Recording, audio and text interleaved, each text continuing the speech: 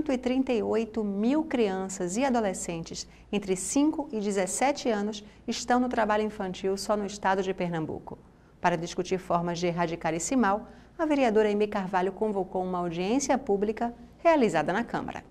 A vereadora Aimee Carvalho, que presidiu a audiência pública no plenarinho da Câmara, abriu o encontro com números alarmantes. Quase 70 milhões de crianças e adolescentes no mundo estão no trabalho infantil, segundo a Organização Internacional do Trabalho.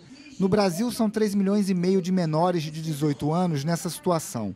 E em Pernambuco, 138 mil crianças e adolescentes já começaram a trabalhar antes do tempo, quando deveriam se dedicar totalmente aos estudos e às brincadeiras próprias da infância. A Câmara Municipal é um lugar que esse espaço vai trazer uma repercussão muito grande para conscientizar, como já falei, os nossos governantes e toda a sociedade, daquelas mães infantis que estão no arado muito antes do tempo determinado, do tempo previsto e do tempo necessário para ingressar num serviço tão árduo. Quando as crianças ingressam no trabalho, geralmente são serviços pesados, não é? E aí vai de encontro à saúde.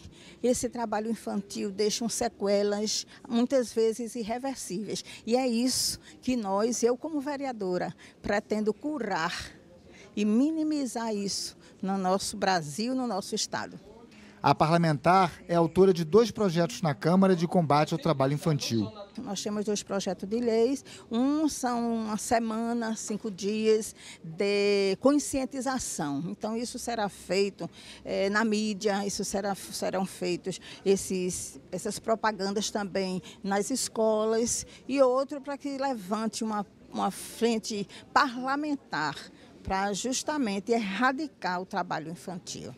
A legislação diz que os adolescentes só podem trabalhar a partir dos 14 anos e ainda assim como aprendizes. E a partir dos 16 anos, com restrições. Eles não podem, por exemplo, trabalhar em atividades perigosas, insalubres ou no turno da noite. O representante do Ministério Público do Trabalho, na audiência pública, afirmou que o primeiro passo para erradicar o trabalho infantil é conscientizar a população. Porque, por exemplo, uma criança que engraxa sapato, que vende doce, que vende pipoca, que trabalha no comércio informal, ela só está ali trabalhando porque tem alguém que compra. Então tem que conscientizar principalmente a classe média de que isso não é bom para a criança, isso não é bom para o futuro do país. E adotar medidas mais duras contra aqueles que exploram. Hoje, por exemplo, o Ministério Público do Trabalho, dentro da Coordenadoria de Combate ao Trabalho Infantil e Regularização do Trabalho de Combate ao Adolescente, ele trabalha em torno de 3 projetos principais. Um desses projetos é a cobrança do próprio poder público de políticas públicas necessárias e adequadas para combater o trabalho infantil.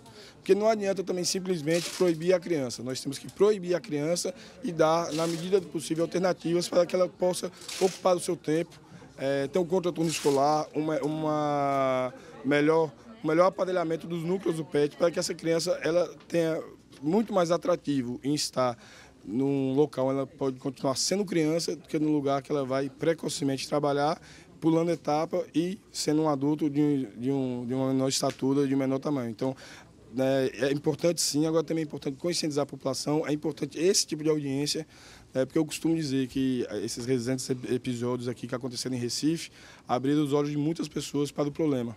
Agora, cabe ao poder público fazer com que esses olhos dessas pessoas continuem sempre abertos. E essa audiência também, penso eu, que é o momento para que as pessoas reflitam, pensem e mantenham os olhos abertos para esse problema, para combater de frente, para ver se, num período mínimo possível, a gente consiga, sim, erradicar o trabalho infantil em nosso país. A Superintendência Regional do Trabalho fiscaliza e pune as empresas que contratam crianças e adolescentes e também transfere esses menores para a função de aprendiz quando existe essa possibilidade. Se ele não estiver na idade permitida, que seria a partir dos 14, na condição de aprendiz, a empresa vai ser autuada e vai ser obrigado a pagar as verbas rescisórias dessa jovem, né? Além de todos os autos de infração decorrentes do trabalho infantil. E aí vocês tentam remover para o trabalho aprendiz? Isso, aí a gente encaminha esse jovem, ele vai entrar no nosso cadastro para ser encaminhado para formalizar um emprego legal e permitido numa empresa através da aprendizagem. Começamos o ano passado com um pequeno número de empresas, em torno de 11, e esse ano ainda não tem um número concreto, mas com certeza vai ser maior. E nós estaremos certificando as empresas que contrataram os jovens retirados do trabalho infantil com um certificado que foi criado pela Superintendência Regional do Trabalho, que esta empresa contribui para a erradicação do trabalho infantil. O jornalista Paulo Lago falou das ações do Centro Dom Helder Câmara no combate ao trabalho infantil. A gente tem uma formação de um grupo de adolescentes que vivenciaram a história do trabalho infantil e hoje atuam como multiplicadores. A gente está atingindo um número de mais de 1.600 crianças e adolescentes em escolas sobre o tema, falando do tema também do trabalho infantil, levando o tema do trabalho infantil nas escolas, que é muito importante isso. Uma forma de estar conscientizando, chamando a atenção de muitos alunos que acabam também trabalhando.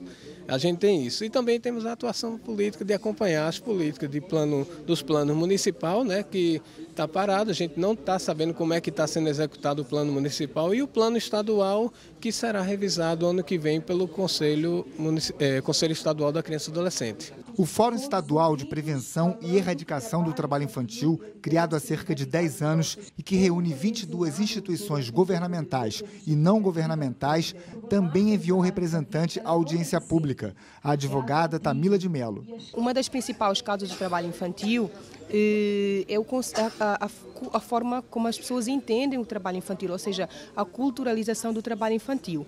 Então, a partir que nós temos de que é aceitável na sociedade a criança de 7 anos, de 8 anos, de 10 anos estar trabalhando, que os pais acham normal porque eles trabalharam na sua época e sobreviveram, estão vivos e deram homens e mulheres, então isso é algo que precisa ser combatido. Então nós estamos em um outro contexto, nós estamos numa outra época em que nós entendemos que o lugar da criança é na escola. Então em que nós precisamos valorizar que a educação ela deve ser primordial na vida da criança e paralelamente à educação nós temos o lazer, que a criança também na sua fase, na sua condição de criança, ela precisa ter momentos de lazer, momentos em que ela possa interagir, participar de projetos sociais.